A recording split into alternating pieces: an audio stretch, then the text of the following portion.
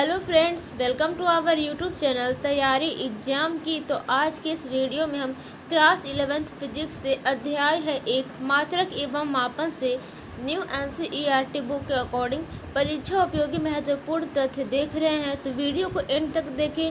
Channel पर नए हैं तो चैनल को सब्सक्राइब करके बेल आइकन को प्रेस कर दें ताकि हमारे और भी आने वाले वीडियो नोटिफिकेशन सबसे पहले आप सभी तक पहुँच सके। तो चलिए स्टार्ट करते हैं। तो जैसा कि आप सभी देख सकते हैं, हम यहाँ पे आ चुके हैं। परीक्षा उपयोगी महत्वपूर्ण प्रश्नोत्तर है।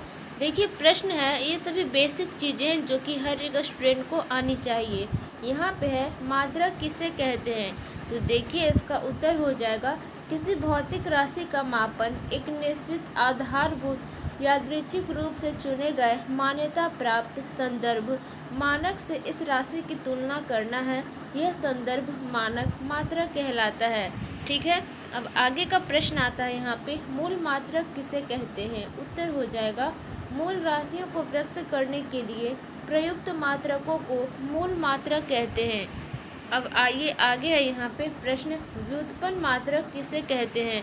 उत्तर हो जाएगा भौतिक राशियों के मात्रकों को मूल मात्रकों के संयोजन द्वारा व्यक्त इस प्रकार प्राप्त किए गए व्युत्पन्न राशियों के मात्रकों को व्युत्पन्न मात्रक कहते हैं। आगे एक प्रश्न है, मात्रकों की प्रणाली या पद्धति किसे कहते हैं। तो इसका उत्तर हो जाएगा मूल मात्रकों और व्युत्पन्न मात्रकों के संपूर्ण समुच्चय को मात्रकों की प्रणाली या पद्धति कहते हैं। ठीक है, आगे एक नोट दिया गया है जो कि बहुत इम्पोर्टेंट है। किसी मापन में विभिन्न मात्रकों के परिवर्तन के चयन से सार्थक अंकों की संख्या परिवर्तित नहीं होती।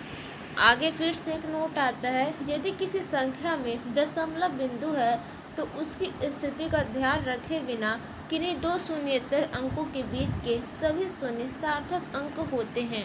ठीक है, अगर आप लोग एनसीईआरटी बुक न्यू वाला नहीं लिए हैं तो ले लीजिएगा और सेल्फ स्टडी कीजिएगा, बहुत इम्पोर्टेंट है। और हो सके तो नोट्स भी बना लें।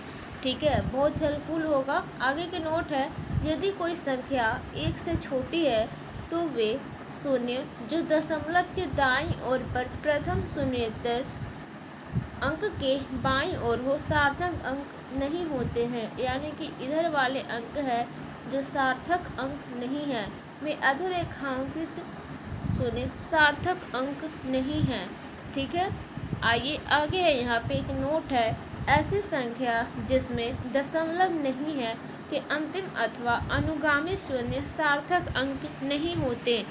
ठीक है, जैसे कि यहाँ पे एग्जाम्पल दिया गया है, 123 मीटर बराबर यहाँ पे देखिए 12,300 सेंटीमीटर बराबर यहाँ पे आप लोग देख लीजिए 1,23,000 मिलीमीटर हो जाएगा।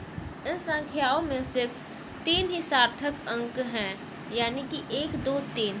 ठीक है, आगे एक नोट दिया गया है, एक ऐसी संख्या जिसमें दशमलव बिंदु हो के अनुगामी शून्य सार्थक अंक होते हैं।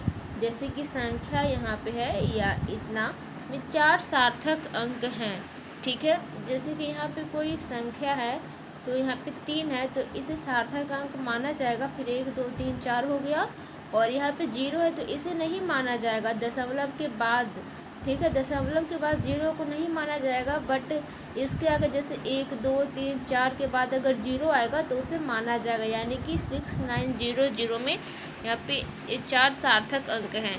ठीक है, आगे एक यहाँ पे नोट दिया गया है, एक से बड़ी बिना दशमलव वाली संख्या के लिए अनुगामी शून्य सार्थक अंक नहीं है। फिर से एक नोट है, दशमलव वाली संख्या के लिए अनुगामी शून्य सार्थक अंक हैं।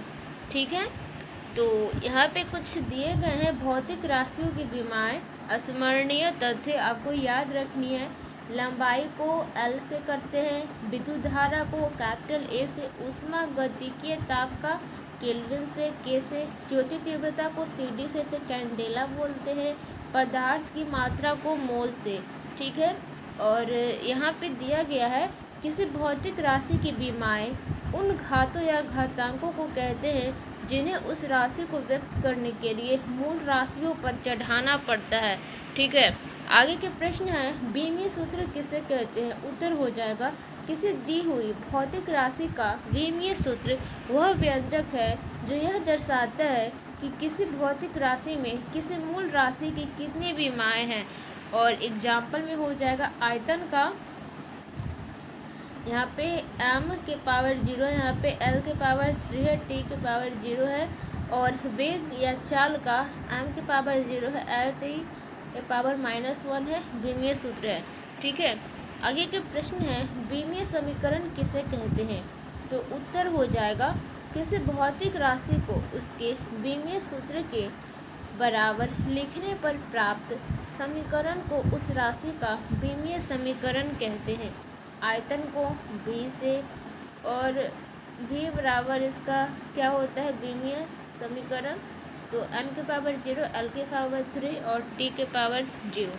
ठीक है, तो यही था वीडियो। आई होप आप सभी को वीडियो अच्छा लगा होगा, तो लाइक कर दें। चैनल पे नए तो चैनल को सब्सक्राइब करके बेल आइकन को प्रेस कर दें ताकि हमारे और भी आने वाले वीडियो नोटिफिकेशन सबसे पहले आप सभी तक पहुंच सके। ठीक है, और आप लोग फ्रेंड के पास तो शेयर कर ही देते हो, इसके लिए बहुत बहुत थैंक यू सो मच। ठीक है, अगर आपको इसका PDF प्राप्त करना है तो उसके लिए सिंपली टेलीग्राम पे जाएंगे और चैनल का नेम सर्च करेंगे तैयारी एग्जाम की 11th ग्रुप।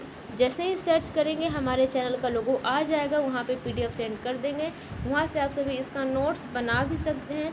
वैसे तो आप लोग खुद से NCERT से नोट्स बनाइएगा, अगर आप लोगों के पास बुक नहीं है या टाइम नहीं है तो आप लोग यहाँ से भी नोट्स बना सकते हैं। ठीक है, तो मिलते हैं नेक्स्ट वीडियो में। Thank for watching this video.